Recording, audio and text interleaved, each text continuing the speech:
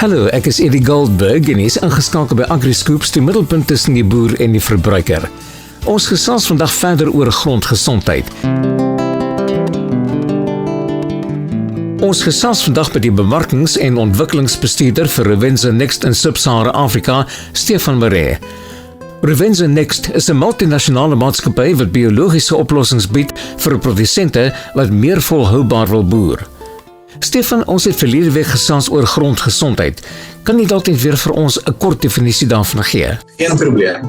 Gesonde gronde is basies gronde wat moontlik maak vir die gekose plante om volhoubaar daarin te groei en voort te plant. Die fisiese, chemiese en biologiese samestelling van gesonde gronde is dan ook gebalanseerd volgens die behoeftes van die betrokke plante. Hoekom is grondgesondheid belangrik vir boere? Gesonde gronde is gronde wat produktiewe plantverbouing moontlik maak om winsgewende oeste te lewer. Gesonde gronde se fisiese, chemiese en biologiese samestelling maak dit vir boere moontlik om gewasse se water- en voedingsstofbehoeftes so goed as moontlik te kan bevredig en skep 'n buffer van water en voedingsstowwe vir tye wanneer plante onder stremming mag verkeer.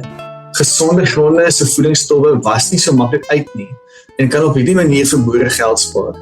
Gronde met diverse populasies van mikroorganismes is meer in staat om siektes in die grond te onderdruk en ook om voedingsstowwe aan plante te voorsien, wat weer eens 'n potensiële besparing is. Gesonde gronde is ook minder onderhewig aan erosie.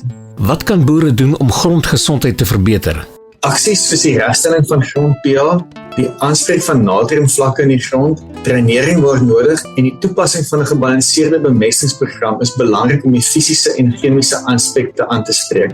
Goeie waterbestuur wat 'n optimale verhouding van water en lug in die wortelsone daarstel is natuurlik ook belangrik.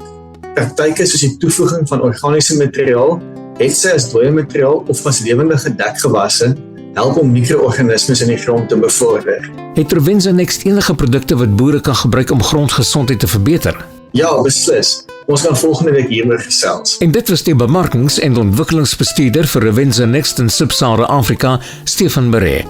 Dankie dat jy vandag by ons ingeskakel het.